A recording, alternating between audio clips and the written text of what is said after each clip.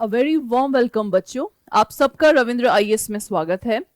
इस वीडियो में मैं आपको बताने जा रही हूं कि कौन सा बुक और स्टडी मटेरियल बहुत जरूरी होता है लॉ एंट्रेंस एग्जाम क्लियर करने के लिए।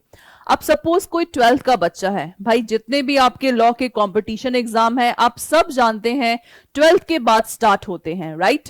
तो बच्चों अब मान लीजिए बोर्ड एग्जाम के बाद आपको तैयारी करनी है कि भाई मेरे पास 1 महीने का कम समय है, या जो बच्चा 10th क्लास से ही प्रिपरेशन करता है या जो बच्चा 11th या 12th से स्टार्ट करता है, सबके लिए ये स्लाइड बहुत ही इंपॉर्टेंट है कि कौन सी बुक हम रेफर करें जिससे कि हम लोग का स्कूल का सिलेबस भी ना मिस हो, हमें बोर्ड में भी अच्छे मार्क्स मिले और हम लोग का लॉ एंट्रेंस का तैयारी भी हो जाए। तो बच्चों ये वीडियो इसी चीज के लिए बनाया गया है कि आपको कोई भी लॉ एंट्रेंस में एक्स्ट्रा बुक खरीदने की जरूरत नहीं है।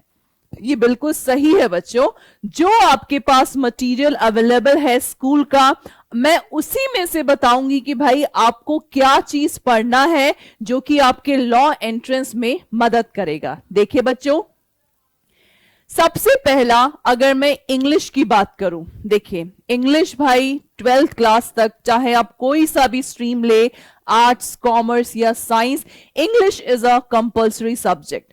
स्कूल लेवल से ही भाई हम लोगों के अनसीन पैसेज आता है, जंबल वर्ड्स आते हैं, एरर मिस्टेक्स आता है, then antonyms, synonyms. I think ये सारा चीज आप लोग स्कूल में पेपर में सॉल्व करते हैं, राइट? जैसे 10th क्लास तक तो मेनली इन्हीं सब पे फोकस किया जाता है, मे बी 11th 12th में भाई आपका लेटर राइटिंग ये सब स्टार्ट हो जाता है। लेकिन जो 10th क्लास तक बच्चों जो आपने इंग्लिश का ग्रामर पढ़ा है, किससे पढ़ा है?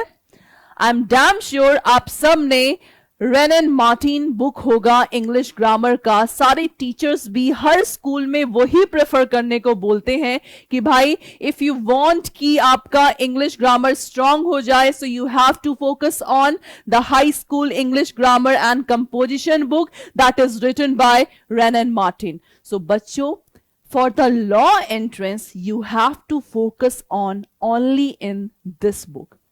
सो होप सो आपको कोई भी इंग्लिश का एक्स्ट्रा परचेस करने का जरूरत नहीं है। रेन एंड मार्टिन के ग्रामर्स को अच्छे से पढ़िए, और जो मैंने आपको शुरुआती में बताया कि भाई you have to mainly focus on this one, jumble words, unseen passage, error mistake, antonyms, synonyms.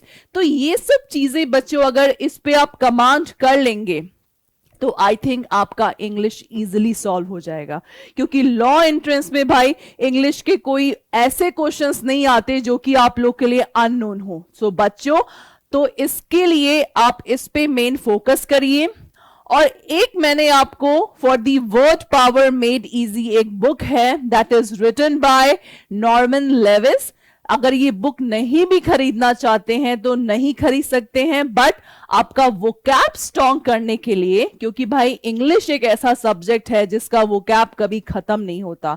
आप जैसे जैसे आप अपने बुक्स को पढ़ेंगे, पेपर पढ़ेंगे, मैगजीन्स पढ़ेंगे या बाहर जाएंगे, आपको नए नए वर्ड्स आपको देखने को सुनने को मिलेगा। तो उन सारे वर्ड्स को स्ट्रॉन्ग करने के लिए इन ऑथर का बुक परचेस कर सकते हैं। Otherwise just go through the newspaper and magazine.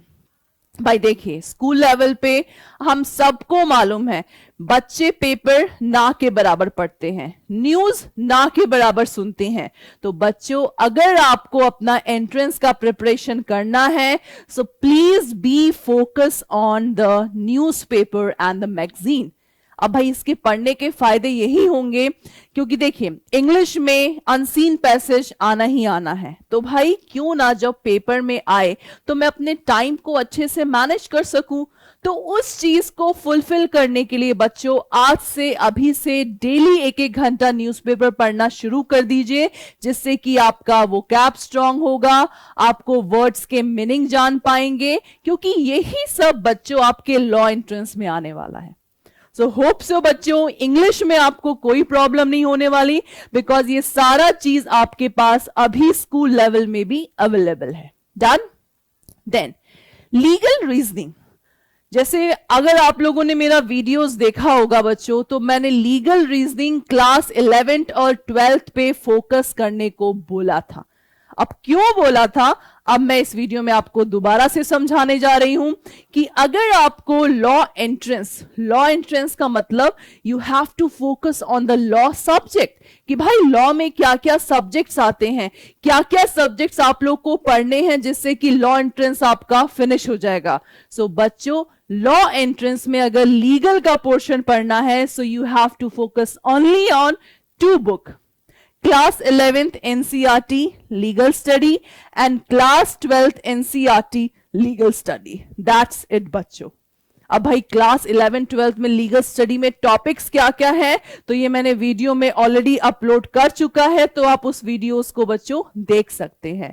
क्योंकि बच्चों लॉ में हमें एक्स्ट्रा कुछ नहीं पढ़ना है 12th के बाद, जो 11 12 में एनसीईआरटी ने ऑलरेडी एक्सप्रेसली इस बुक में डाल रखा है, हमें उसी चीज को बस पढ़ना है। क्या क्या टॉपिक्स, जैसे मैं आपको जस्ट एक ब्रीफ वे में बता दूं, you have to focus on law of tort, law of contract, Indian Penal Code, constitution and legal aptitude. Legal aptitude means legal terms, legal maxim, important cases, important acts etcetera. So बच्चों, hope सो legal reasoning, जो कि भाई law entrance का बहुत important part होता है, आप इस दोनों बुक को पढ़ के अपना ये पोर्शन इजीली स्ट्रॉन्ग कर सकते हैं। Now logical reasoning.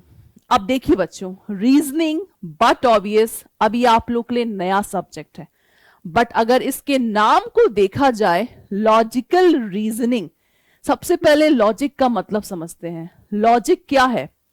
Logic mean, suppose जैसे कोटेशन है, law is nothing but a logic, common sense. अगर एक चोर आपके घर चोरी करने आ रहा है तो आपको क्या करना है, अपने आप से आएगा कि भाई हमें इस चोर को, पुलिस को पकड़ाना है। दैट इज लॉजिक, जो कि हमने सोचा।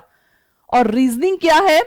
एज अ रीजनेबल पर्सन आप क्या सोचते हैं कि उस हमें चोर का क्या करना चाहिए, दैट इज कॉल्ड रीजनिंग। तो बच्चों, लॉजिकल रीजनिंग एक नया सब्जेक्ट है। इसमें बस आपको भाई रीजन देना है कि अगर ए ऑप्शन सही है तो ये क्यों सही है। जैसे 5 चीज है, तो इनमें से कौन सा एक चीज चारों से मैच नहीं कर रहा है, that is called reasoning. Then मान लीजिए पिक्चर है, पिक्चर में किसी पर्सन का फोटो है, भाई ये इसका एक्स पर्सन से क्या रिलेशन होगा, ये क्वेश्चंस है। पजल्स आते हैं आपके, तो ये सब बच्चे रीजनिंग के टॉपिक्स होते हैं जिसमें कि आपको सिंपल अपना जो ये कॉमन सेंस है इसको यूज करना है इसे सॉल्व करने के लिए। और अगर आप रियली इन सब चीजों को प्रैक्टिकली सॉल्व करना चाहते हैं तो बच्चों, ये मैंने जस्ट 2 बुक का नाम यहां मेंशन किया है, analytical reasoning by M K. Pandey and verbal and non verbal reasoning by R S. Agarwal. तो इसको सॉल्व करना शुरू कर दीजिए। अगर प्रैक्टिकली सॉल्व करेंगे, you can easily crack this portion also. So reasoning is also not a new subject. आपको सिंपल अपना लॉजिक अप्लाई करना है इस क्वेश्चन में। Now current affair and general knowledge. भाई ये पोर्शन देख के बच्चे घबरा जाते हैं कि भाई करंट अफेयर कितने साल का पढ़े, कितने महीने का पढ़े, कितने दिन का पढ़े, जिससे कि हम लोग का लॉ एंट्रेंस का सारा चीज क्लियर हो जाएगा। तो बच्चों, मैं आपको बताना चाहती हूं, for your current affair and the general knowledge. General knowledge का मतलब जो चीज लीगल फैक्ट है कि हाँ भाई गंगा यहां से निकलती है, that is a legal fact. जैसे सुप्रीम कोर्ट का फर्स्ट आपका चीफ जस्टिस कौन था, दैट इज लीगल फैक्ट, जो कि कभी चेंज नहीं होने वाला है। And what is current affair? Current affair मतलब जो डे टू डे लाइफ में होता रहता है, इवेंट जो होते रहते हैं, that is called current affair. Okay, so इसके लिए भी बच्चों newspaper and see the news channels, that is the best option to just learn your current affair in a recent। और मैं आपको बता दूं बच्चों, चाहे कोई सा भी लॉ एंट्रेंस एग्जाम हो, आपको सिर्फ 1 साल या 10 महीने का जो प्रिपरेशन है करंट अफेयर में करना है। So you have to focus on जैसे आपका क्लैट का 2021 में पेपर है, तो बच्चों आप 2020 अक्टूबर से लेकर मई तक का करंट अफेयर अपडेट कर लीजिए कि भाई इस महीने क्या क्या रिसेंट चीज हुआ, देन नेक्स्ट मंथ क्या क्या रिसेंट चीज हुआ। ठीक है बच्चों, तो that is for your this one current affair and for your general knowledge। बच्चों आप सबके पास, भाई मान लो जो बच्चा 11th में है, 12th में है, उन सबके पास 6 से लेकर 10th क्लास तक साइंस, इकोनॉमिक्स, सिविक्स, ज्योग्राफी, इन सबका बुक आपके पास होगा। तो बच्चों इसको अच्छे से रिवीजन करिए और आपको कुछ भी नहीं पढ़ना है जनरल नॉलेज में। बिकॉज अगर हम प्रीवियस 5 साल का पेपर उठा के देखें लॉ एंट्रेंस के, किसी भी लॉ एंट्रेंस का, तो बच्चों हम देखेंगे कि अब धीरे धीरे करंट अफेयर पे ज्यादा फोकस किया जाता है और जनरल नॉलेज से इतने क्वेश्चंस नहीं पूछे जाते हैं।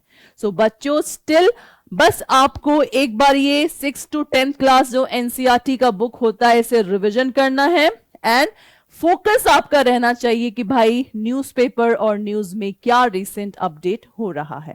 So the last one is quantitative aptitude. भाई मैथ्स को देख के तो हर किसी को चक्कर आ जाता है, because math is not a कि भाई सबका ये फेवरेट सब्जेक्ट नहीं होता। सो बच्चों इसमें भी आपको घबराने की जरूरत नहीं है। जैसे भाई 10th के बाद ही तो हम लोग अलग अलग स्ट्रीम लेते हैं, तो कई बच्चे भाई आर्ट्स ले लेते हैं कि चलो भाई मैथ्स से छुटकारा हो जाएगा, कई बच्चे भाई मैथ्स को छोड़ देते हैं। तो बच्चों आपको मैं बताना चाहती हूं for any law entrance exam NCERT का 10th क्लास तक का मैथ्स सिर्फ आपको रिवाइज करना है, दैट्स इट। हाँ जी बेटा, आपको सिर्फ 10th क्लास तक आप इस चीज को रिवीजन करिए, then your course will be complete of law entrance. So hope so बच्चों आप सबको मालूम चल गया होगा कि भाई लॉ एंट्रेंस में हम घर बैठे ही कैसे प्रिपरेशन करें। और अगर आप रियली इन सब बुक पे फोकस करते हैं तो बच्चों 12th के बाद आपको बिल्कुल भी डरने की जरूरत नहीं होगी कि भाई हमारा लॉ एंट्रेंस का कुछ प्रिपरेशन ही नहीं हुआ है। बिकॉज अगर आपने ये सब बुक पढ़ लिया तो 95% कोर्स आपका कंप्लीट हो गया घर बैठे ही। सो बच्चों अगर आपको और भी जानकारी चाहिए for regarding the law entrance, their subject and more videos, kindly come up to our website that is Ravindra IAS and kindly like, subscribe and this one.